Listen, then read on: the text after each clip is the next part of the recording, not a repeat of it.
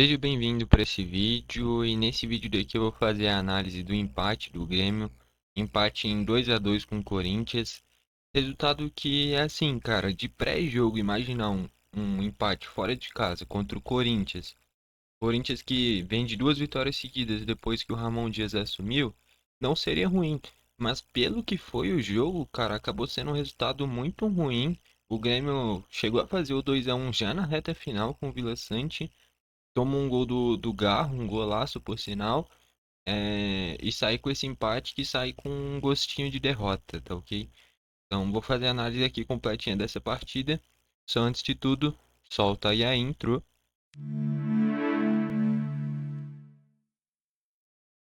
Bom, então vamos lá. Eu diria que dá para dividir a atuação do Grêmio em primeiro e segundo tempo. É um primeiro tempo que o Grêmio faz um gol no primeiro lance da partida e depois não consegue mais jogar. Tem uma ou outra finalização, mas troca de passe por si só. Eu não me lembro de uma única troca de passe de pelo menos 5 passes que não tenha perdido a posse e voltado para o Corinthians. Toma um empate de um pênalti bem duvidoso, né? Vai para o segundo tempo e aí sim o Grêmio faz uma excelente partida, chega a fazer o 2-1 em uma pressão lá no ataque com o Vila Sante. E nos minutos finais, quando o Grêmio já estava montado só para se defender e segurar o placar, e tinha que fazer isso mesmo, não conseguiu e tomou o gol do Rodrigo Garro, tá ok? Então, primeiro falar como é que foram os gols. O gol do Eli é basicamente a primeira chance da partida. O Soteldo naquela jogada típica de receber a bola, ao invés de jogar a bola para a área direto, ele vai para um contra um até arrancar um bom drible e gerar um bom cruzamento. Fez isso muito contra o Vitória e fez de novo contra o Corinthians e deu certo de novo, tá? Então, essa jogada ensaiada, entre aspas, de deixar o Soteldo no mano a mano, é muito boa. O Grêmio só tem que ficar esperto no contra-ataque, né? Porque é um contra um. É lógico, muitas vezes o Soteldo vai ganhar porque ele é muito bom nisso. Mas em alguns momentos ele vai perder essa posse e o Grêmio vai ter que estar esperto para esse contra-ataque, tá? Porque é justamente um contra um. Se o defensor levar a melhor, pode ser a falta, como aconteceu em alguns momentos, ahn, ou pode gerar um contra-ataque. E aí a equipe tem que estar esperta para nesse sentido, se perdesse a bola. Ele faz o drible muito bem no próprio Rodrigo Garro, que já vai adiantando para mim foi o craque da partida. É, Se não foi o árbitro, foi o Garro, um dos dois. O Soteldo faz um grande cruzamento, ou ele sobe bem alto, faz o gol. Lá para metade do primeiro tempo, tem uma jogada de bola na área. Tem um puxão do Kahneman do início da jogada até um pouquinho antes da bola chegar. O Romero, mesmo que se o Kahneman não segurasse, não ia chegar na bola. Quem finalizou acho que foi o Kaká, que foi até uma escorada, acabou não dando em nada a jogada. E assim, pode ter sido pênalti? Pode. Mas assim, é muito estranho. O Kahneman foi segurando ele, mas o Kahneman não foi puxando. Foi aquela mão de. Como é que eu posso falar? De noção de posicionamento. Tanto é que ele vai segurando o Romero. Se você puxa o cara cai pra trás. O Romero caiu pra frente, cara. Então, assim, eu diria que, como a arbitragem fala, é aquela mão de posicionamento e não aquela mão de impacto, de puxão. Porque é nítido, é física, cara. Se você puxa uma coisa pra trás, depois vai vir pra trás. E o Romero foi pra frente, entendeu? Então, claramente, ele simulou, se jogou. O árbitro não marcou em campo. E aí o VAR ainda chamou, cara. O VAR tem que chamar em lances que são claros. E, e chamou nesse, e no lance que minutos depois teve um lance bem polêmico de mão na bola do André Ramalho. E aí não chamou, né? Vai pro segundo tempo, o Grêmio volta melhor. Primeiro tempo muito pilhado, depois de ser prejudicado pela arbitragem nesse pênalti. O Vila Sante rouba uma bola num erro bizarro do Félix Torres. Pô, 30 e poucos do segundo tempo. Dá um passe devagarzinho daqueles na entrada da área, não dá, né?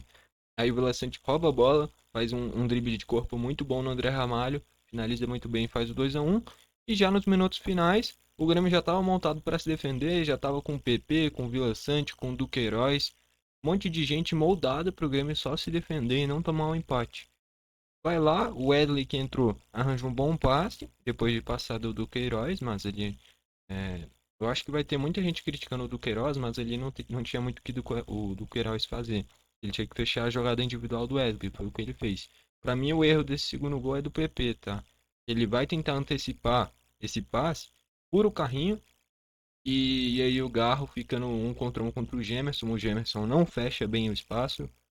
Tinha que já chegar dando aquelas ameaçadas pro Garro não ter a visão da finalização, né? Ele não faz isso. E aí sai o gol do Garro, ok? Então vamos aqui para as notas. Começando pelo gol, o, o Marquezinho. Cara, Marquezinho, mano, eu gostei, tá? Eu gostei principalmente da parte da energia dele, da entrega dele. A entrevista dele no intervalo é muito boa. Talvez o único ponto que talvez ele esteja errado seja o impedimento do gol do Grêmio no final do primeiro tempo. Porque realmente pareceu estar impedido. Pode ter tido erro? Pode, mas aí pô, quase ninguém viu. Porque pareceu estar impedido mesmo o Nathan na origem da jogada. Inclusive, a única jogada boa do Nathan no jogo é. E ali sim eu acho que foi um acerto da arbitragem. Agora, quanto ao pênalti, a reclamação dele do cartão pro Yuri eu acho justa, porque o Yuri deixa a perna na coxa dele. Talvez um amarelo pro Yuri poderia vir, mas não seria nada demais assim, é bem duvidoso. A grande questão é esse pênalti do Kahneman que não deveria ter sido marcado. Justamente que nem eu falei, é questão de física, cara. Como é que um cara que você vai estar puxando pra trás, ele vai cair pra frente? Isso daí já deixa claro que foi simulação. Enfim. E o Marquezinho não falhou no gol do Yuri Alberto, lógico, foi de pênalti. E o gol do Garro foi na gaveta, cara. Ela foi fazendo a curva por fora e depois caiu no ângulo. Eu não consigo criticar o Marquezinho em nenhum dos dois. Talvez pudesse ter feito um milagre no segundo gol. Mas assim, não é falha, sabe? Em alguns momentos eu me questionei se ele tinha que ser ou não o titular do Grêmio. Com a entrevista no intervalo ficou claro que pra mim tem que ser. Porque é um cara que acima de tudo tem essa liderança que é muito importante, ainda mais na fase que o Grêmio tá.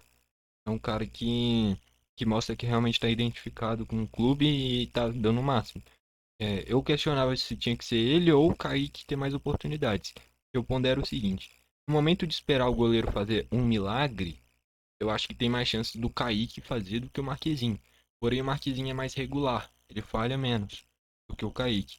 As falhas que eu vou buscar aqui na minha memória do Marquezinho, que eu lembro assim de cabeça, falha assim, grotesca, é só aquele gol do Arthur Gomes que ele tá muito adiantado. Ele não poderia ter errado daquele jeito, mas fora isso, eu não me lembro de um erro grotesco assim dele, cara. Eu acho que ele é o titular absoluto hoje, mas que ele fique esperto porque eu acho que o Kaique é um alto nível. Porém, o reserva ele era o Rafael Cabral, e aí a distância é muito grande, o Marquezinho é muito melhor. Então vai uma nota 8 que tomou esses dois gols. Mas repito, do pênalti é pênalti. E, e do Rodrigo Garro foi uma bola na gaveta. Talvez desse para defender a do Garro, mas não é falha, longe disso. E no geral foi bem, fez boas defesas e foi importante na liderança dele. 8. O Willian muito bem. Eu já comentei aqui há um tempinho atrás, o Willian melhorou bastante, tá? Ele.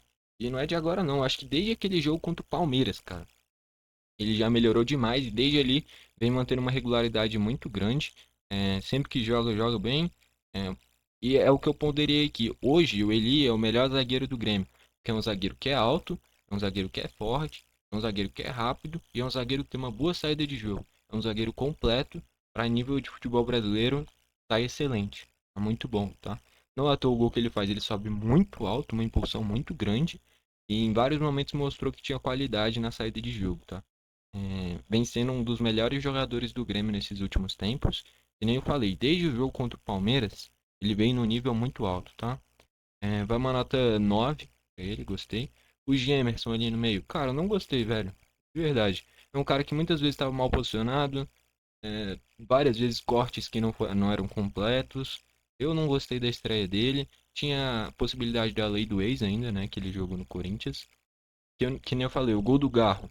Aí, cara, o Garro é o principal jogador do Corinthians, é o melhor jogador do Corinthians. Você não pode dar o mínimo espaço pra ele. Muito menos a perna esquerda dele, cara. O que o Gemerson tinha que fazer ali? Chega já ameaçando dar um bote e o Garro não ia finalizar, cara. Ele chegou dando muito espaço, o Garro finaliza. E eu não tô falando pro Gemerson dar o bote, porque ele poderia fazer a falta. Mas pelo menos ameaçar dar o bote ou fechar melhor a perna esquerda do Garro. Porque é lógico, se o Garro chuta de direita, era capaz dele cair no chão e essa bola sair em lateral. Como é a esquerda, cara, tem que fechar bem o chute. O Gemerson não fez isso. E na saída de jogo também, nada demais. Muita bola quebrada. É, não vi nada demais, não gostei muito dele não.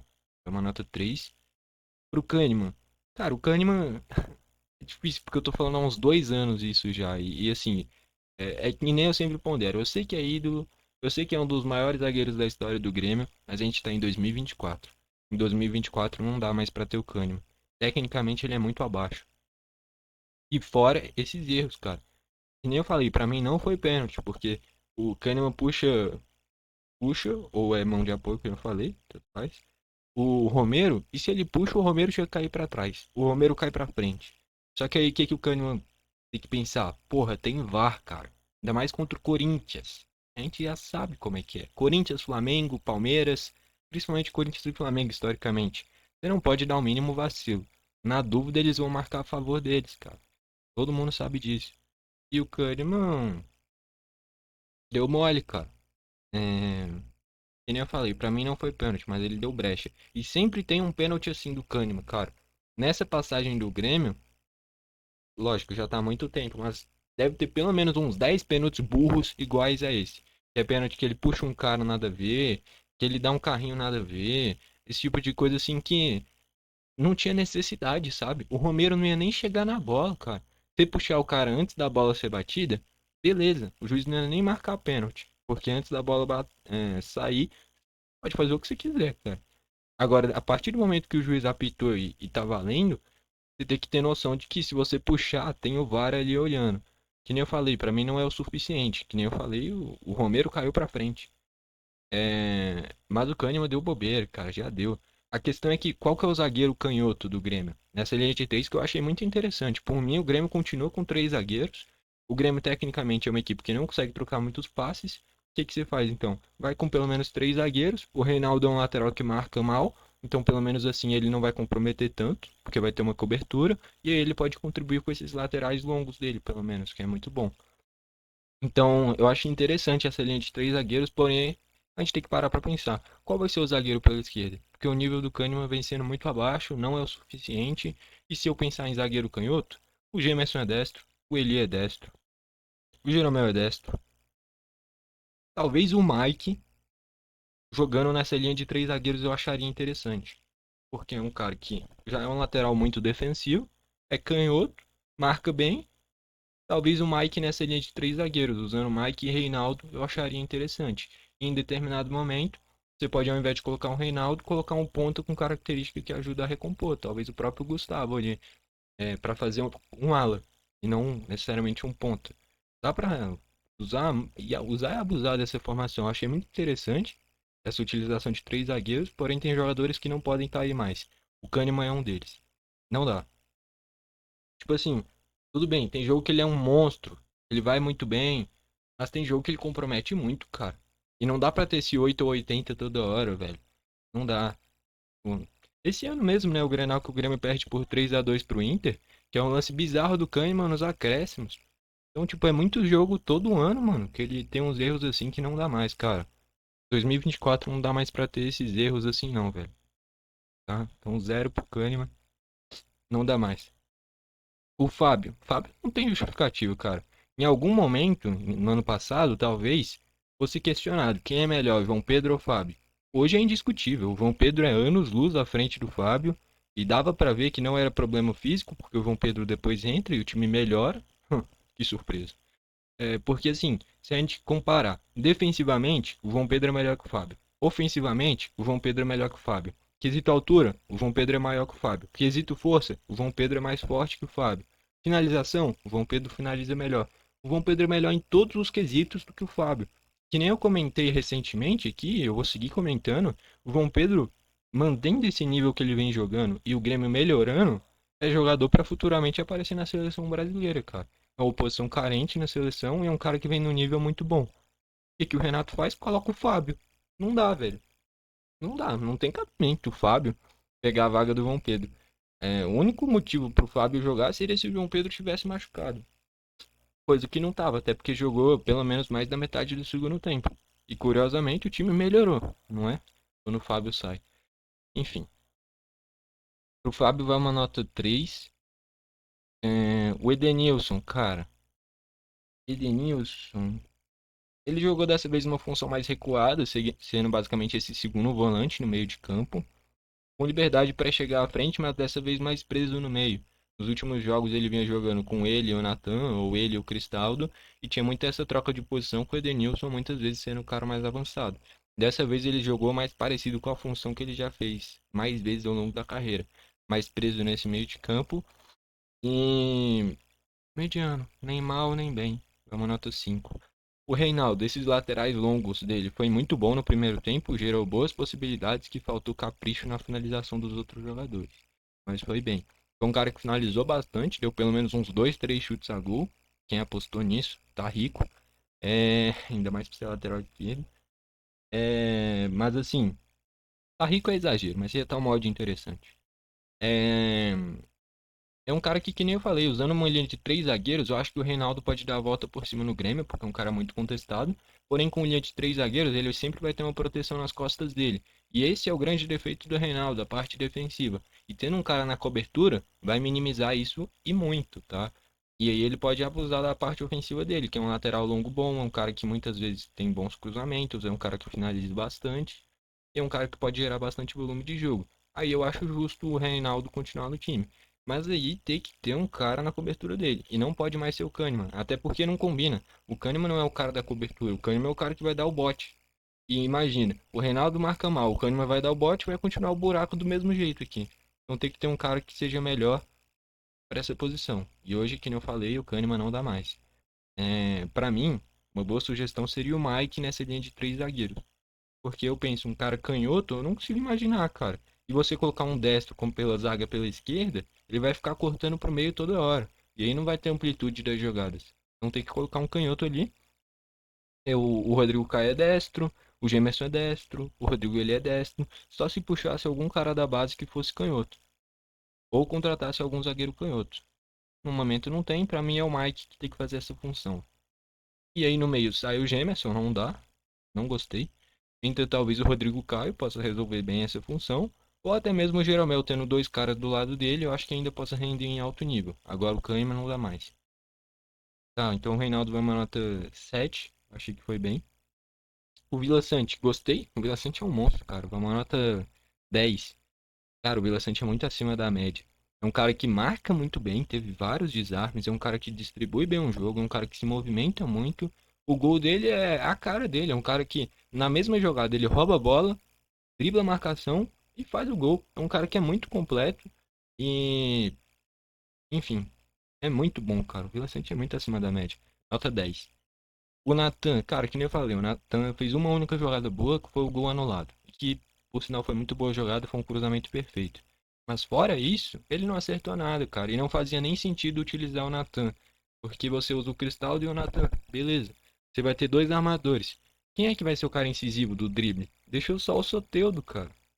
Entendeu? Então, tipo, se utilizasse o Cristaldo e aí o Soteldo e o Gustavo, ou até mesmo o Pavon, beleza, faria sentido. Ou até mesmo o Arezo, pra ter um centroavante, beleza, eu entendi. Agora o Natan Pescador, tá, cara. Tipo, e olha que ele vem até que jogando bem nos últimos jogos. Mas é característica. Usou dois armadores, cara. Pô, pra dar profundidade pro Fábio, que também não vive um bom momento. E aí aquele lado direito não produzia nada. Fábio e Natan. Porra, complicado desse jeito, cara.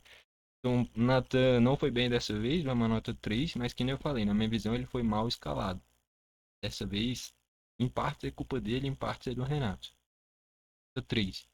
O Cristaldo eu achei abaixo também, tá? Chegou a fazer o gol anulado na jogada do Natan, mas fora isso não participou de praticamente nada, cara. O Cristaldo foi muito sumido. Foi uma nota 4. O Soteldo foi muito bem. O gol do Eli saiu de uma baita jogada dele. No segundo tempo, quando ele é substituído, ele estava jogando muito bem. E eu não vou crucificar o Renato, porque eu entendo a substituição do Soteldo. Tem muita gente que fala, não, depois que tá vencendo por 2-1, não ter que recuar o time. Como que não ter que recuar, cara? Ganhou por 2-1, ganhou por 3-1, dá no mesmo. Tem que recuar mesmo nessa reta final. Só que recuar tendo a bola também, né? Ficar só se defendendo, aí você vai chamar o adversário. Eu achei correta a substituição do Soteldo, até porque já tinha o Gustavo e ainda tinha entrado o Arezo. Aí você tem que empilhar volante mesmo, ainda mais com três zagueiros. Talvez o erro seja o Dodge tava suspenso, né, cara? Tava sem o Dodge e o Carvalho eu já sabia, mas tava sem o Dodge. O Dodge seria o cara perfeito para essa função, mas tava suspenso. E aí entrou o Duqueiroz, não conseguiu brecar o Wesley e o PP muito menos. Como eu falei, para mim o principal culpado no gol do Garro é o PP. É aquilo, cara. Ou você vai inteiro e corta a bola, ou você cerca pro cara não ter liberdade. Ele deu o carrinho e passou reto. Aí é foda, cara. Não dá, mano. Não dá. Pum, pelo amor de Deus. Mas enfim, o Soteldo foi muito bem. Vamos nota 9. Entrou o Arezo não tocou muito na bola, o Grêmio já estava num momento totalmente defensivo. Ele foi lá mais para segurar a bola, cavar umas faltinhas, fazer um pivô. E entrou bem, nota 7. O João Pedro, como eu falei, entrou voando na direita, é muito melhor do que o Fábio. E não é nem que o Fábio seja muito ruim, é porque o João Pedro vive uma fase muito boa. Não tem como deixar ele no banco do Fábio hoje em dia. Como eu falei, em alguns momentos ano passado, dava para entender esse revezamento. Hoje, esse ano, se fosse para revezar, seria o Reinaldo com o Mike, porque o Mike defende melhor. Agora na direita o João Pedro é melhor em todos os aspectos do que o Fábio. Foi uma nota 8. O PP, mal demais, nota 0. Ele, quando foi para ataque, tomada de decisão errada. Saiu cara a cara depois de um baita passe do Gustavo. Ao invés de chutar, prende, depois ainda não arranja nem o escanteio. E aí na parte defensiva, que nem eu falei. Ou é 8 ou é 80. Se você ficar ali no 36, porque 80 menos 8 é 72, metade de 72, 36. Se você ficar ali no 36, acontece o que aconteceu. Ou você corta a bola no seu carrinho ali, ou você só cerca o Rodrigo Garro. Ele foi tentar cortar a bola, não cortou. Não cortou nem cercou, abriu espaço, gol do Rodrigo Garro, que é o principal jogador do Corinthians. Então ali é tomada de decisão, cara. Ou você faz uma coisa ou você faz outra. Se você não fizer nenhuma das duas, você vai deixar um buraco. Foi o que o PP fez. E foi ali que saiu o gol do Corinthians, tá? Os três jogadores vinculados nesse gol. O PP, que para mim é o principal culpado. O Duqueiroz, que não conseguiu fechar o Wesley, mas ele... Tudo bem, porque o Wesley é o cara do drible. É difícil imaginar que ele ia dar um passe ali tão bom. E foi o que aconteceu. Não culpo o Duqueiroz dessa vez, por mais que eu não goste muito. E o Gemerson, que tinha que ter fechado melhor o chute do Garro. Então os culpados, na minha visão, é o Gemerson, mas principalmente o PP, tá? Esse carrinho do PP não tem condição, cara. Ou você corta a bola ou você cerca o jogador. Se você não faz nenhum nem outro, deixa um buraco. Então 0 pro PP. O Duqueiroz vai uma nota 4. Não fez nada demais. E o Gustavo entrou muito bem, cara. Vai uma nota 8 também, tá? E nem eu falei, não faria sentido ir com o Natan Pescador. Se fosse com o Gustavo no lugar do Natan e fosse com o João Pedro no lugar do Fábio, pra mim tava perfeito. Era um time que eu ia gostar bastante, tá? São as únicas mudanças iniciais que eu olho e falo, pô, tinha que ter ido assim. E o Gemerson, uma hora ou outra, tinha que estrear. E dessa vez estreou e deixou claro que não é nada demais. É um zagueiro comum e que não fez um bom jogo. Pô, não dá pra criar muita expectativa nele. Pelo menos é a minha análise. Até pelo histórico, porque no Galo não fez nada demais. Chegou a fazer uns 2, 3 gols contras em clássico. No Corinthians nada demais. Teve um início bom de carreira quando ele vai pro Mônaco e depois não vingou o que se esperava. É, é lógico, pode dar a volta por cima, mas eu não gostei muito da estreia. E que nem eu falei pro Gustavo, é uma nota 8, entrou muito bem. Enfim.